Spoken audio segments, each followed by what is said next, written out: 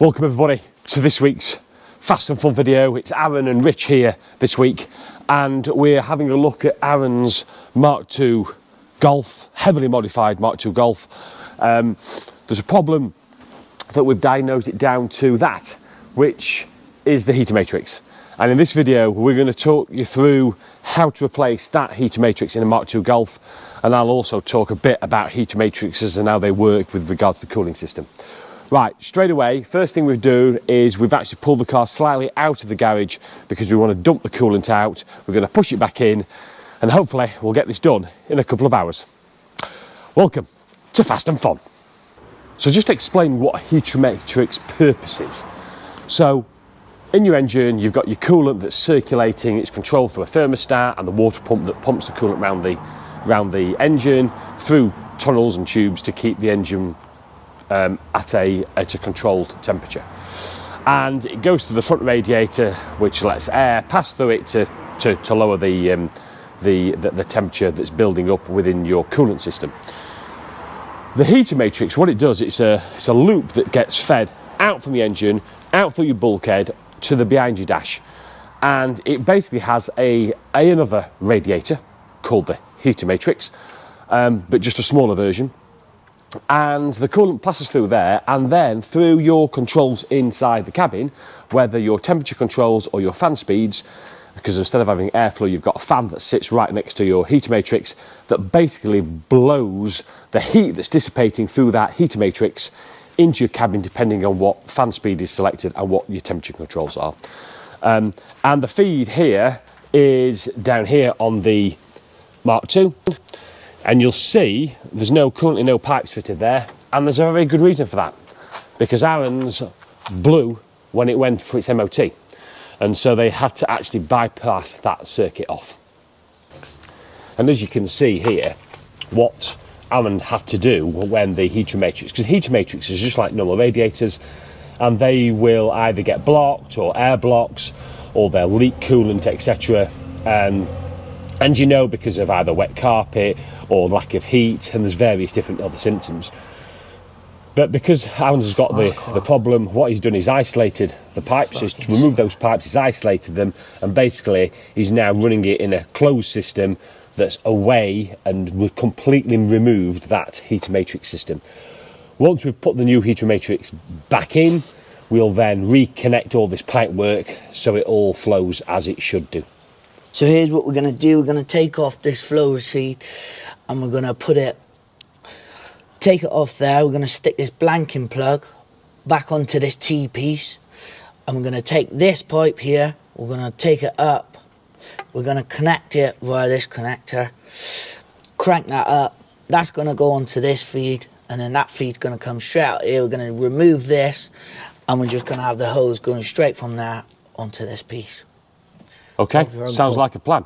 Yeah. But first of all, we'll do that. First of all, we've got to drain all the coolant. That's why we've pushed the car half out or driven the car half out the garage, so we can dump the coolant outside, and then we're going to push the car back inside to work on it.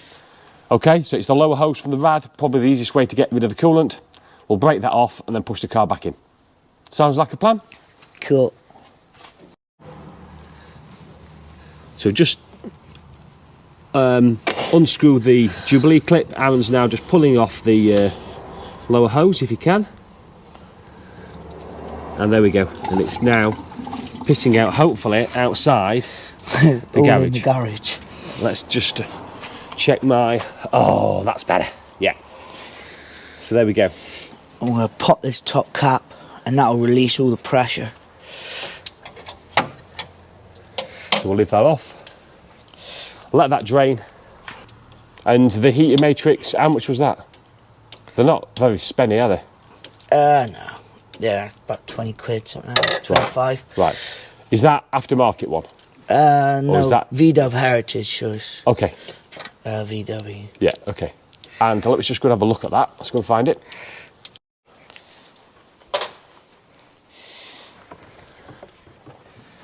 So they call it a heater matrix, but it works exactly like it's a radiator.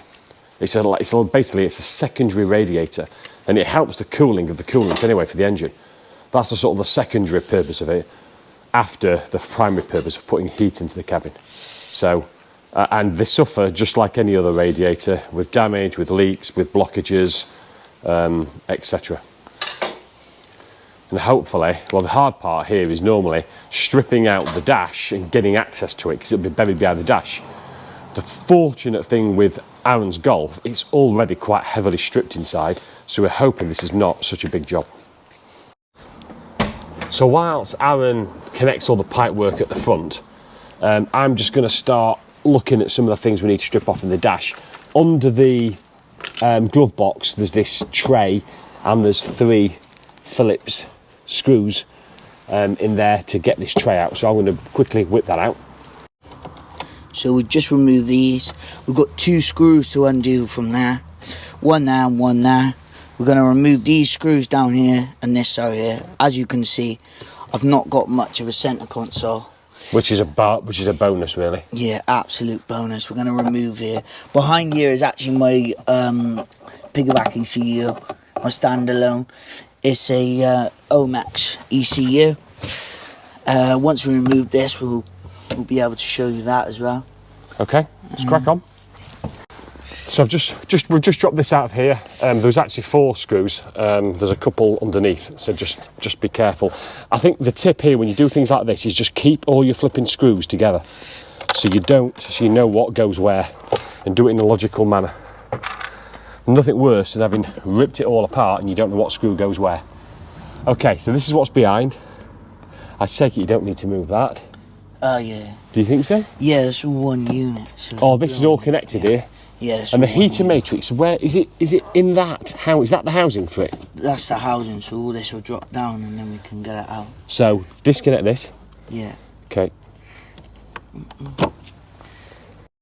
We're just moving now all the stuff around the radio and the speed controls and all that sort of stuff.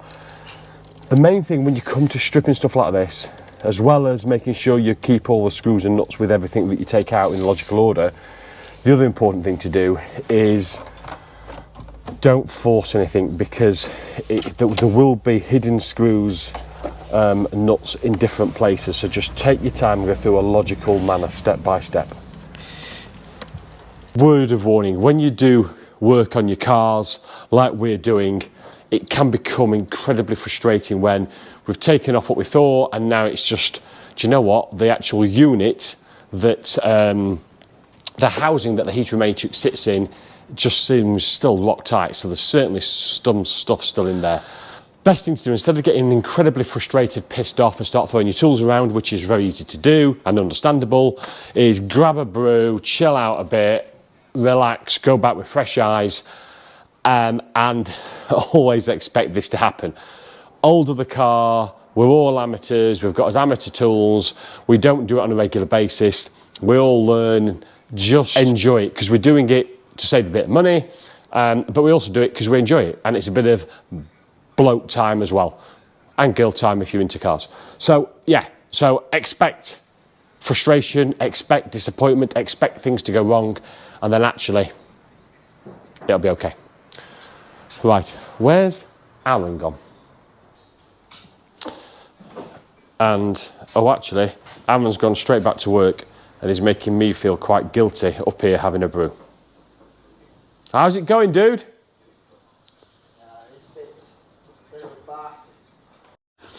Okay, so I finally managed to wrestle this out. I think this is the air chamber, so basically this is where the air diverts. This is the flap, and up here is your, oh, if I can just show you. If we move these to the side, this moves the flap, and this... Just do that again, Alan, so see that. Ah, yeah, got you. Yeah, this okay. moves the flap. Yeah, and with the heater matrix is right behind that, isn't it? This will open and close to which flap, whether you wanted it directed at your feet, or here, or up at the dash.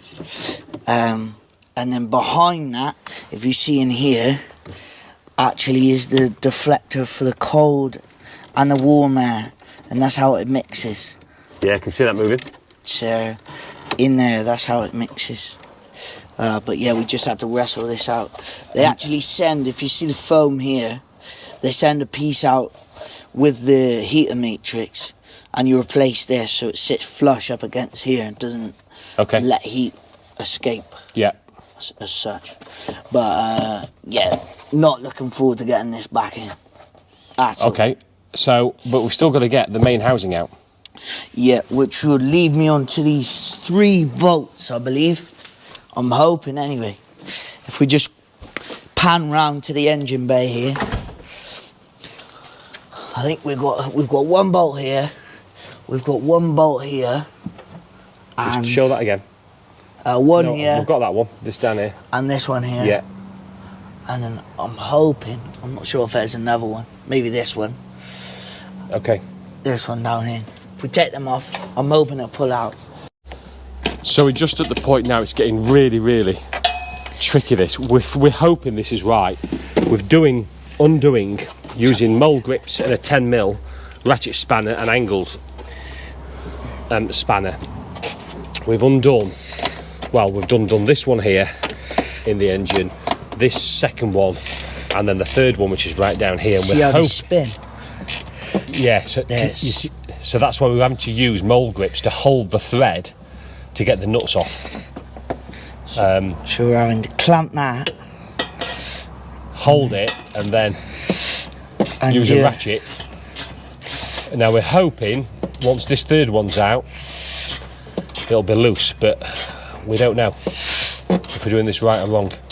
It's not even so we've just got those 3 bolts loose in the engine bay. We've just come in here, we couldn't get the rest released. There is a knurled knob here that actually goes up into here, and you've got to get your hand right up there to take that off. So it's now loose, but the housing, but it's a flipping tight fit. So we're now just carefully just coaxing it out. We're not sure which end yet, because the centre section here that's got the heater matrix in is jamming on these exposed gear change cables. So we've obviously got to be careful about all the wiring as well. So after a real job on trying to get the main housing out, and actually we can't get it fully free because there seems to be cabling everywhere, and also it's jamming on the gear shift cables at the bottom. But we managed to get enough access to where the heater matrix goes, which is in there. So Aaron's positioned it, he slid it out, and now we're going to fit the new one. Yeah. But as you can see, the old one is split at the top. It's come away from us, the actual rad itself. This has popped out and it's leaked from there. So yeah, obviously we've got the new one. We're going to transfer a few bits over, and we're going to get it fitted. So yeah. So that's half the job. Now we've got to get it back in. Yeah. And this is why when you take stuff off, if you do it in a logical manner, just makes it a little bit easier, but it is a little bit daunting because we seem to have a lot of plastic bits and screws all over the place. So here we go. The reinstallation of the heater matrix. That just flipping slots in there as such. And then get these cables out of the way. That slots in there. You got 2 screws, one there, one there. We're going to tighten those in, and we're going to try to get it back together. And it is just a wiggle push, and it's definitely easy if there's 2 of you, because it's one can be driver's side, one can be passenger side, because it's quite a, what is it, 2.5, 3 foot long assembly. Is we got this end, this side in first.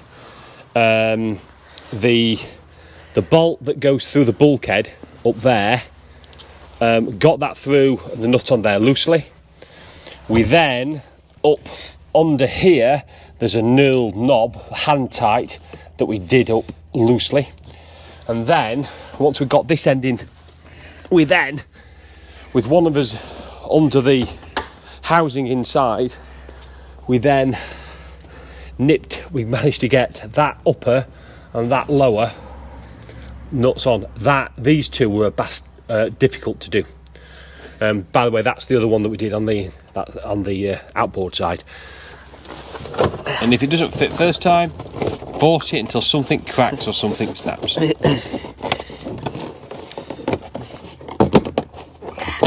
No way. Guys, we've done it. It's just a vent at the top left of just here. I'm gonna try get it in. I think that is about it.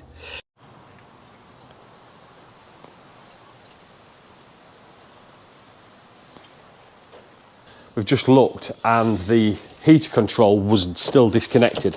So Aaron's just connecting that back up because we need the car to register hot temperature on the heater matrix so it starts pumping the coolant through the heater matrix to check for leaks.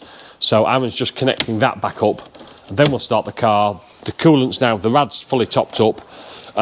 Once you start the car, leave it running for a good 10-15 minutes and we'll continually drip feed coolant into the top of the rad, squeezing some of the hoses as well to make sure we get rid of any airlocks as well. That's it, we've topped up the coolant, we've checked we think the air pockets out, we've checked the two hoses that feed off to the heater matrix, we're getting heat in both those hoses. So, and there's no visible leaks anywhere. So we're just finishing off now, is just put the last few plastic panels back on. Again, trying to remember where the screws went, etc. It's done, we've achieved it. It's not the easiest of tasks, probably easier with two, especially with the heater matrix housing. It can be quite awkward getting it out and also getting it back in. But we've managed it, quite therapeutic, quite enjoyable. And it's done. There we go. Thank you for watching. It's a goodbye from Aaron, it's goodbye from me. If you enjoyed it, thumbs up. Please comment below and subscribe.